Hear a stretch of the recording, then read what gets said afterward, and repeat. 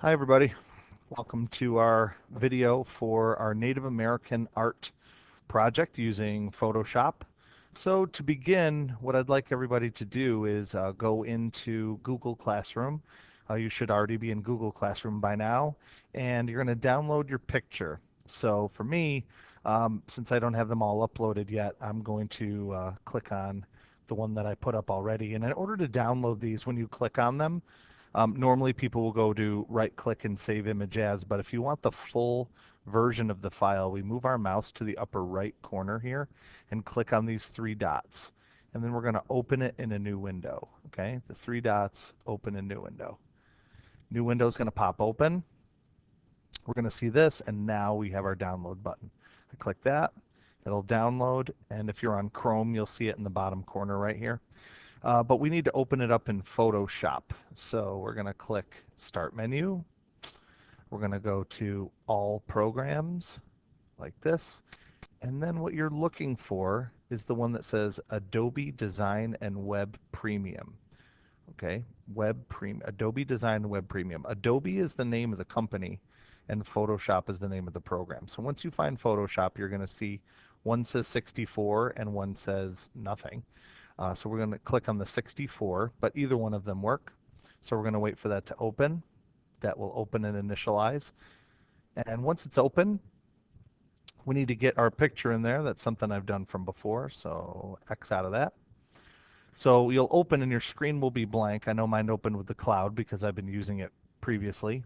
So we're not going to see anything at all. So what we need to do to begin with is we want to go to File, Open, and we're going to open it from where we downloaded, and we're going to navigate to Computer, Your Account. There's my account right there, R. Antonucci, Downloads. I have a lot of things downloaded to my account. A lot. You probably don't. I'm going to choose mine, open it up. Okay, there we go. Now we should have it open. Now it looks kind of small in the middle of the screen. If I hit Control 0, it'll fit the screen. If I do Control minus, it'll zoom out. If I do Control plus, it'll zoom in. Okay, but I'm going to hit Control 0 and then maybe minus one or two times. That looks good to me. The next step that I'm going to do is I need to make enough room so that I can copy and paste over here on the side. So I'm going to go over to the left. This is called my toolbar here on the left. And I'm going to look until I find 1, 2, 3, 4, 5, the fifth tool down. That's called crop. And I'm going to click on crop. And then once you get on the crop tool, you're going to notice around the edge that there's these little tabs that you can pull. And I'm going to pull my tab out to the right. And I'm going to pull it a little more than I really need. So I'm going to pull it out to about here. And I have all this extra space. And then I'm going to hit enter or just double click. And that will give me more space. So now I have all this extra white space that I can use. So what I'm going to do next is I need to make a copy of this part so we can do the reflection. So I'm going to move my mouse to the top of the toolbar, and we're going to look at the very top, and that's our move tool. So we're going to click on our move tool. And what that does is helps us move things around within our piece. And we're going to do a really cool shortcut. So I'm going to say this a couple times so you guys don't get lost. What I'm going to do is take my finger, and I know you can't see my finger, but I'm going to hold down the Alt key, A-L-T, Alt. If you're on a Mac, it's the Option key, but we're looking for the Alt. You're going to hold it down and keep it down. Keep it down, and what's going to happen is you'll see the mouse changes into a double mouse. There's a white and a black one. So I'm still holding Alt. I did not let go of it on the keyboard. And then I'm going to click and drag. I'm still holding Alt and I'm dragging with my mouse, and it made a copy. And then I release Alt, and you'll notice my mouse went back to normal. And now I have two copies of it. And you'll see over here, we now have two layers. We have background, and then we have a copy of our background.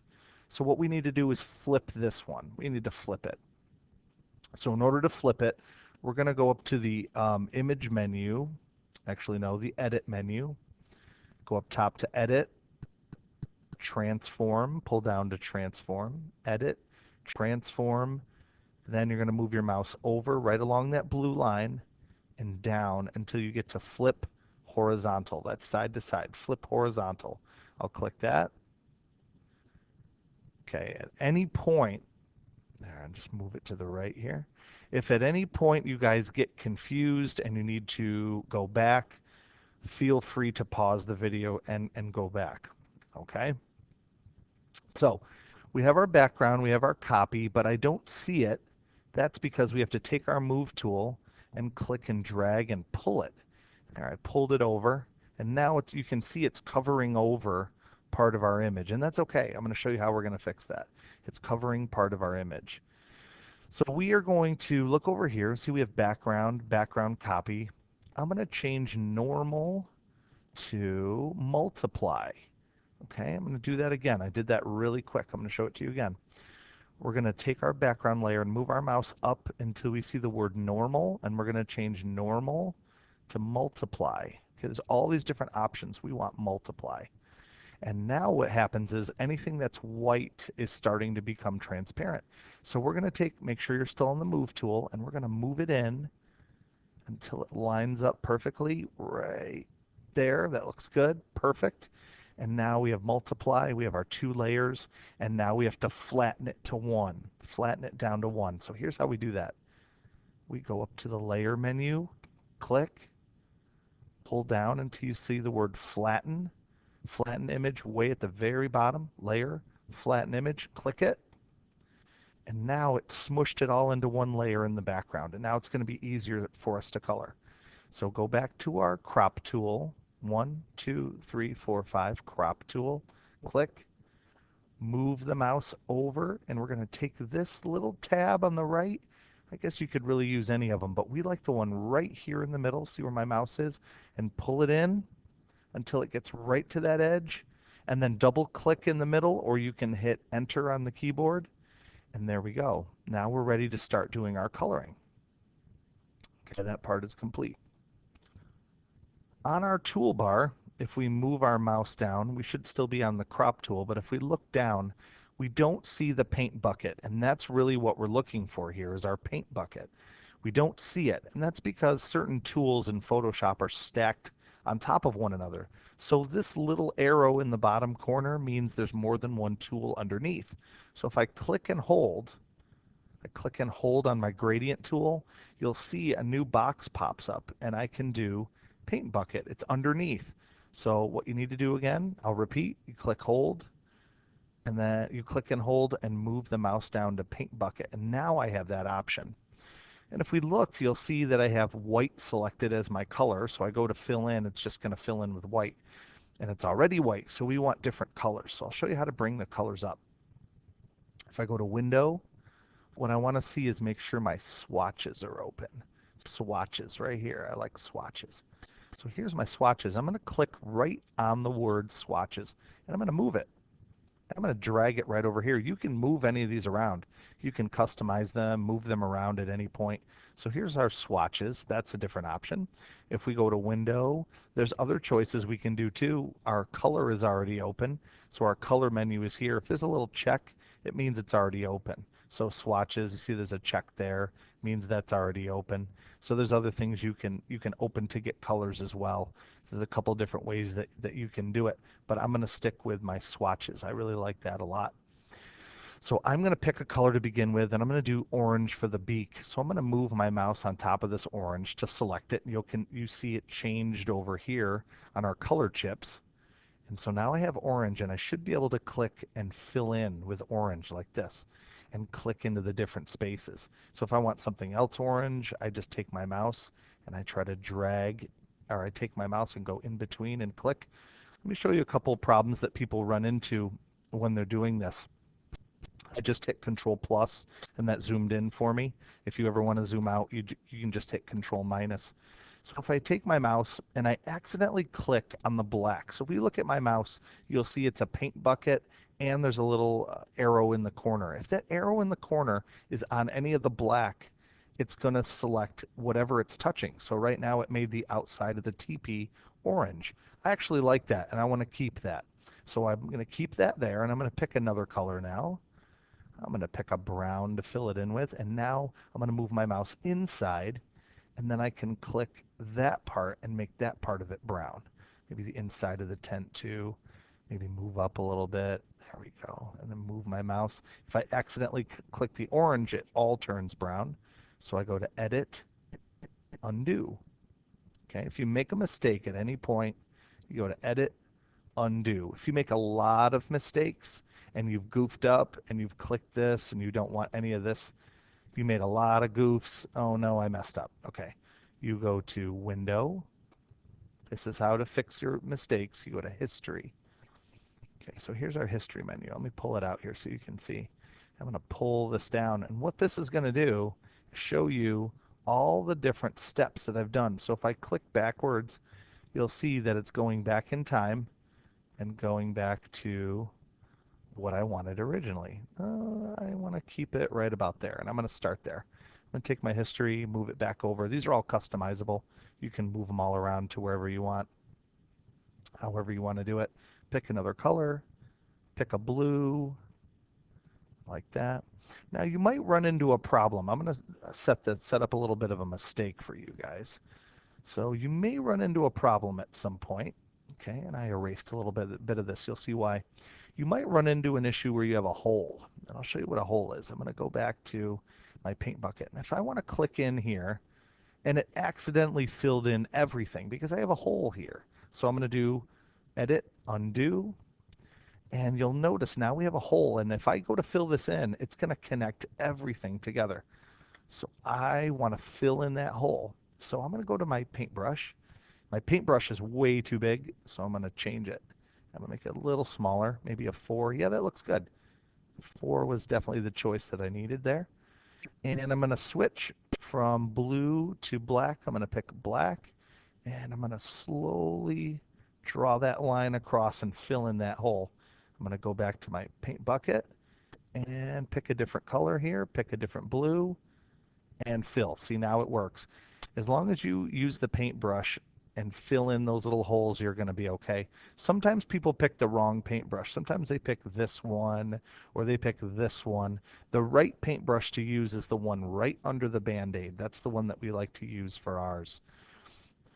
All right, so there are some different special effects that you can add, and I can help you with that when you're finally done. But one of the recommendations I'll make if people are not sure what they want to do with their background, I'll recommend that they go over here and make their background black. So they can do that. They can click and make it black. If I zoom out a little bit, see, that looks really nice to do a black background. It makes everything pop. So that's a really nice choice you can do for your background. Another thing you can do if you have tiny little details that you want to draw over and it's really hard for you, what you can do is take your paintbrush and you can make your paintbrush work differently. I'll show you what I mean. Okay, so we're going to pick a color here. We have a nice big paintbrush. I'll show you what I mean in a second. I'll grab a red. And if I just take my red and draw over, this is what's going to happen. I'm going to get red over top of everything. But if I want to go in a little, I just hit Control Plus to zoom in. If I want to go over this blue area, let's make my brush a little bit smaller. Okay, and I'm going to click blue. And if I start to draw over, it's going to cover over my lines. But if I go up here from normal to multiply again, if I change my brush from a normal brush to a multiply brush, it's going to let me keep the black and only go over the white like this. So it keeps in all my lines. I'm going to make my brush a little smaller here. And I'm going to zoom in, Control Plus to zoom in. And then I'm going to color in on top of it like this. You can even do a little bit of shading when you're in multiply. You can go over top of it again, and it gets darker. Every time you go over it, it gets a little darker and a little darker. So it's kind of like you're creating some shading as well. It's really cool to use the multiply effect. So go in, fill in your little areas, maybe go over it a couple more times.